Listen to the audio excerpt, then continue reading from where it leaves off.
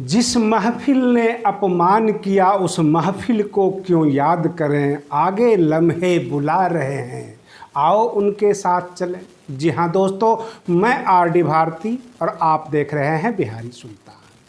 उत्तर प्रदेश की लेटेस्ट खबर लेकर हम प्रस्तुत हैं और आपको बारी बारी से बता रहे हैं बसपा में सेकेंड स्तर के नेता कौन हैं, बसपा के उत्तराधिकारी बनने वाले कौन हैं और बिजनौर लोकसभा में 8 विधानसभा सीट है, वहाँ की मतदाता, वहाँ की जनता किधर जा रही है, लखनऊ में आज क्या हुआ।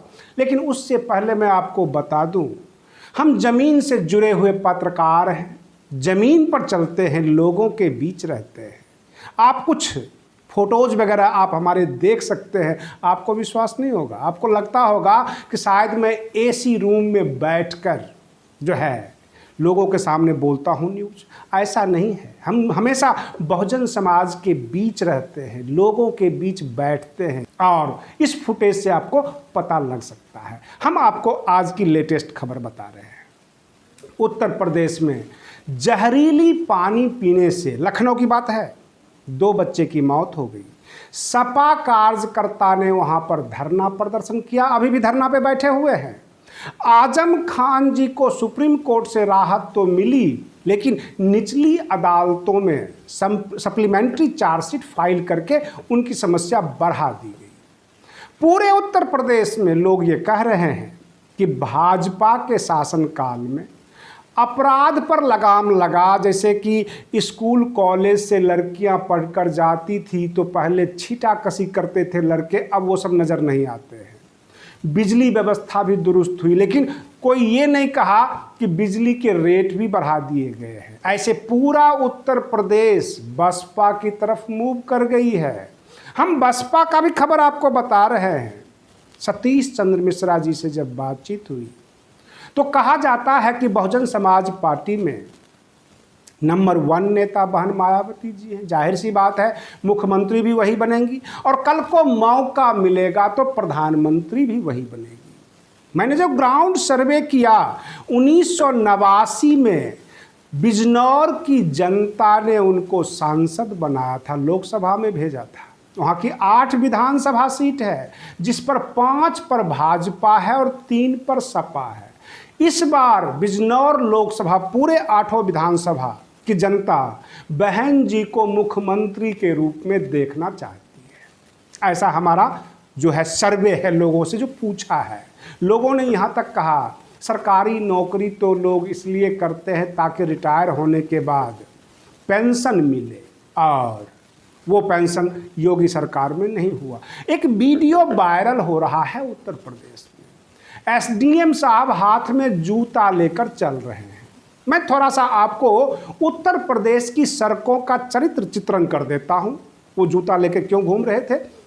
हाथ में जूता था, दोनों पैंट ऊपर तक चढ़ाए हुए थे, क्योंकि जो सड़कें हैं वो मिट्टी की हैं, कच्ची हैं, उसके ऊपर ट्रैक्टर चलता है, बारिश होती है, बिल्कुल आपको लगेगा जैसे बेसन में जो है पानी डाल के घोला हुआ है। अब उस कीचड़ में एसडीएम साहब जूता पहन के कैसे जाते? जो उनके असिस्टेंट वगैरह था वो अभी हाथ में फाइल लेकर चल रहा था, और कई बार तो वो फिसल भी बेचारे जाते थे, तो सोचते थे कि अपने आप को बचाऊं या इस फाइल को बचाऊं। ये हालात है उत्तर प्रदेश का। आप वहाँ के गांव में जाएं, सड़कों को देखें हाल, तो बिल्कुल हलाहल बना हुआ है सड़क, और आप जो है नंगे पैर ही किलोमीटर किलोमीटर चल सकते हैं। हम आते हैं बसपा के ऊपर। जब सतीश चंद्र मिश्रा जी से पूछा गया आप बसपा कब छोड़ रहे हैं, या बसपा से कब जा रहे हैं और दूसरे पार्टी में, तो उन्होंने कहा कि मैं बसपा क्यों छोड़ूंगा, और जिस दिन बसपा को छोड़ूंगा उस दिन दुनिया ही छोड़ूंगा। क्लियर हो गया जवाब। उन्होंने ये कहा, जब उनसे पूछा गया कि जितने भी बागी लोग बसपा से बाहर निकलते हैं सब के सब आपके ऊपर ही आरोप लगाते हैं, जब से आप घुसे हो बसपा में सबको पुराने नेताओं को बाहर कर चुके हो, निकाल देते हो, सारी प्लानिंग आप करते हो। सतीश चंद्र मिश्रा जी ने कहा ऐसा नहीं है, जो लोग बसपा से बाहर गए हैं, साल 2 साल चमकते हैं, उसके बाद वो खत्म हो जाते हैं, क्योंकि बहुजन समाज पार्टी के खिलाफ वो कार्य किए हैं, इसलिए उनको बसपा से बाहर निकाला जाता है। जब उनसे ये पूछा गया कि बहन मायावती जी के बाद क्या आप बनेंगे राष्ट्रीय अध्यक्ष या आकाश आनंद, तो उन्होंने साफ कर दिया कि आकाश आनंद जी की जो बात कर रहे हैं वो हमारे राष्ट्रीय कोऑर्डिनेटर हैं और बहुजन समाज पार्टी में चुनाव से ही राष्ट्रीय अध्यक्ष बनता है, कोई वंशागत या जो है बारिश वाली बात नहीं है। अगर आकाश आनंद जी अपने आप को मजबूत कर लेते हैं पूरे पार्टी में और सबका मत हासिल करने के कामयाब हो जाते हैं तो राष्ट्रीय अध्यक्ष वो बनेंगे। और अंत में हम ये कहना चाहेंगे, बहन मायावती जी, पूरा उत्तर प्रदेश आपके साथ है, समस्याएं भी आपके साथ है, उत्तर प्रदेश की जनता का। और बिजनौर ने तो कह दिया कि 8 विधानसभा बसपा को दिया। अब आपका उत्तरदायित्व होता है कि इस बार जो चुनाव होने वाला है 2022 में, आप घोषणा पत्र जरूर जारी करें, क्योंकि जनता जानना चाहती है।